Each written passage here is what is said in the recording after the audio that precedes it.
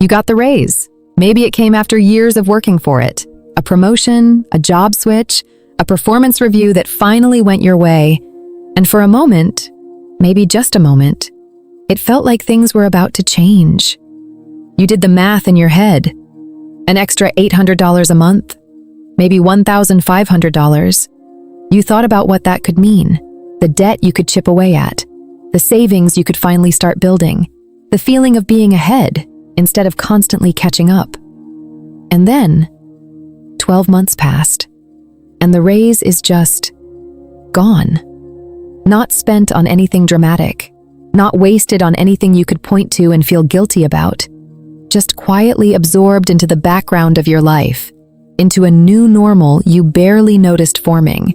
And here you are, earning more than you've ever earned, still running on empty at the end of the month.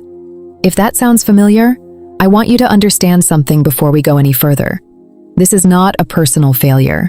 This is a pattern, a deeply predictable, economically documented pattern that happens to millions of hardworking Americans. And in 2026, there is a specific reason it is happening faster and harder than ever before. By the end of this video, you are going to understand exactly why your raises keep disappearing. Not in theory, in precise, specific detail. And you are going to see the one decision that actually changes it. Let's talk about the anatomy of a disappearing raise, because most people think they know how it happens, but they usually get it wrong. The common assumption is that people spend their raise on something big and visible. A vacation, a splurge purchase, something they'll later regret. That's almost never how it actually works. What actually happens is far quieter and far more difficult to see in the moment. Picture this. A 44-year-old nurse practitioner in Ohio gets a $14,000 annual raise, about $1,160 more a month before taxes, roughly $870 after. It's the biggest raise she's received in 5 years. She's disciplined. She's not impulsive. She has every intention of saving most of it. Month 1, she finally switches to a slightly better health insurance plan through work. Her current one has been frustrating her for 2 years. The premium difference is $95 more a month. A smart, responsible decision. Month 2, her lease comes up, and the apartment 2 floors up is larger and has in-unit laundry, something she's wanted for years. The rent difference is $310 more a month. She signs the lease, completely reasonable. Month 3, she upgrades her car lease. The old one was ending anyway, and the newer model has safety features she actually needs given how much she drives for work. The payment difference is $195 more a month. Practical decision. Month 4, she re-enrolls in the professional development platform her hospital offers at a discount, $60 a month. Career investment. By month 5, without a single impulsive or irresponsible decision, she has committed $660 in new monthly expenses. On an $870 monthly raise, she has $210 left, not to save, just left over, before her existing groceries went up, before her gas costs rose, before any of the inflation we'll talk about in a moment hit her household. The raise is effectively gone. And here is the critical detail that makes this so difficult to reverse. None of those 4 decisions feel like mistakes. They all feel like reasonable, deserved upgrades for someone who worked hard and earned more. And once a new monthly commitment exists, an apartment lease, a car payment, an insurance plan, it doesn't just disappear. It becomes a fixed cost, a permanent part of the monthly picture. This is what financial researchers call commitment creep. Not lifestyle inflation in the general sense, but the specific mechanism of how small, permanent financial commitments stack silently on top of each other until they consume an entire income increase. And unlike impulse purchases, you cannot simply stop commitment creep by changing a habit. You have already signed the lease. You are already locked into the car payment. The commitments are real, and they persist. This is why raises feel like they disappear. They don't get spent, they get locked up. One reasonable decision at a time. Now here is where 2026 makes everything significantly worse.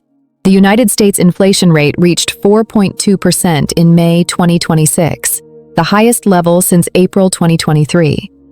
Energy costs are up over 23% year over year. Groceries have risen 3.1%. Shelter costs continue climbing. And these are not optional expenses. You cannot opt out of groceries. You cannot negotiate your way out of higher gas prices or rising utility bills. What this means for your raise is precise and uncomfortable. If your raise increased your income by 5% this year, and inflation is running at 4.2%, your real income growth, the actual increase in what your money buys, is less than 1%. After federal and state taxes reduce your raise further, many Americans who received what felt like a meaningful pay increase in 2026 are experiencing zero real income growth. Some are experiencing negative real income growth, meaning they are earning more dollars that buy less than last year's smaller paycheck did. This is the economic environment your commitment creep is operating inside. Every time a new fixed expense gets added, a higher rent, a new car payment, a premium service, it is being added against a backdrop where everything else already costs more. The grocery bill that used to be $600 a month is now $650. The gas that used to be $80 a month is significantly higher. The utility bill has crept upward. These are not new commitments. They are your existing life, simply costing more. So the raise is fighting a two-front war. On one side, commitment creep is locking up income in new fixed expenses. On the other side, inflation is quietly raising the cost of every existing expense you already had. Between these two forces, a raise that once would have created real breathing room is now being fully consumed before it ever has a chance to build anything. This is not pessimism. This is arithmetic. And understanding the arithmetic clearly is the first step toward working around it. There's a third force at work here that rarely gets discussed, and it's perhaps the most psychologically powerful of all. Most people, when they feel financially squeezed despite earning more, arrive at the same conclusion: I need to earn even more. They take on extra shifts, they look for side income, they chase the next promotion, and when the next raise arrives, the cycle repeats. This creates what researchers have started calling the income ceiling trap, the point at which earning more stops translating into financial progress because the mechanisms consuming income are growing at the same rate as the income itself. Here is what makes this trap so difficult to escape through income alone. When your income increases, your tax bracket often moves upward, meaning a higher percentage of your gross raise disappears before it reaches your account. In 2026, with inflation pushing prices higher across the board, the cost of your fixed obligations, housing, transportation, insurance, utilities, also tends to rise faster than in lower inflation years. And commitment creep, as we discussed, adds new fixed costs on top. The result is that the relationship between gross income and actual financial progress becomes increasingly inefficient the higher your income goes. You run faster on the treadmill. The treadmill speeds up to match. A 38-year-old software engineer who earned $85,000 5 years ago and now earns $130,000 should, by simple math, be dramatically better off. And yet, if commitment creep absorbed each raise and inflation has steadily raised the baseline cost of their existing life, they may find themselves with almost the same actual financial flexibility they had at $85,000, just with significantly higher fixed monthly obligations and a much higher cost to maintain their current standard of living. This is the income ceiling, and it is invisible until you see it. Once you see it, the strategy for escaping it becomes clear. The goal is not to earn more. The goal is to ensure that income growth and commitment growth stop moving in lockstep, that each raise creates a widening gap instead of a replaced gap. Here is the single most effective thing you can do, and it works regardless of your income level, regardless of what inflation does next, and regardless of what your next raise actually is. Before your next income increase arrives, before the lease upgrade, before the car decision, before any new commitment gets made, you make one non-negotiable decision about where a fixed percentage of that increase is going. Not after expenses, not whatever is left over. Before, first, automatically. Financial researchers who study high-income households that actually build wealth over time consistently identify one behavior that separates them from high-income households that don't. They treat a portion of every income increase as permanently unavailable for spending, not because they're cheap, not because they deprive themselves, but because they have made a prior commitment to themselves, to their future, that income growth and savings growth will move together, not income growth and lifestyle growth. The specific percentage matters less than the habit itself.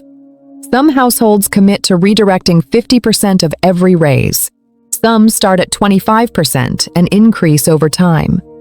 The critical element is that this decision is made before the raise arrives, before the new apartment is toured, before the car dealership is visited, before the new monthly obligations feel normal and inevitable. In a 4.2% inflation environment specifically, this matters even more, because investing consistently, even modest amounts, is one of the few mechanisms available to ordinary households for building wealth that outpaces inflation over time. When savings and investment happen first, before commitment creep can claim the raise, they compound quietly in the background, even while inflation is working against everyday purchasing power. The second practical shift is what researchers call a commitment audit, a deliberate review twice a year of every fixed monthly obligation you carry. The single question for each one: if this commitment ended today and I had to consciously choose to restart it, would I? Not whether canceling is convenient, whether you would actively choose it again. Many fixed commitments that quietly drain raise after raise are not things people actively chose. They are things people continued because the friction of stopping felt greater than the friction of paying. A commitment audit removes that friction and replaces it with a deliberate choice. These two practices, pre-committed savings on every raise and twice-yearly commitment audits, are not dramatic. They do not require sacrifice. They do not require a perfect budget or extreme discipline. They require only the decision to stay one step ahead of the systems that are designed, economically and psychologically, to absorb your income growth before you even see it. Here is what I want you to leave with today. Your raise did not fail you. 3 specific, identifiable forces consumed it: commitment creep, locking up income in permanent new expenses, real inflation raising the cost of everything you already had, and the income ceiling trap convincing you that more income is always the answer. None of these forces required your participation. None of them asked permission. They simply ran their natural course, the same way they have run their natural course for millions of hardworking Americans in 2026 who are objectively earning more and subjectively feeling no better off. But here is what is genuinely different about understanding this clearly. These forces are not unstoppable. They are predictable. And predictable forces can be anticipated, planned around, and outmaneuvered, not with perfection, but with one decision made consistently before the next raise arrives. Your next raise does not have to disappear. The question I want you to think about, and I would genuinely love your answer in the comments, is this: when you look back at the last raise or income increase you received, what was the first new commitment that claimed a piece of it? The first thing that moved from optional to normal in your monthly picture? I ask because that moment, that specific first step, is usually where the pattern begins, and naming it is the first step toward changing it. I'll read every response, and your honesty might help someone else spot the moment before it happens to them. If this video helped you see something clearly that you couldn't quite name before, subscribe to Quiet Wealth. Because this is what we do here. We find the specific, honest, practical truth about why financial progress feels harder than it should. And we find the quiet ways through. This is Quiet Wealth, and your next raise is worth protecting.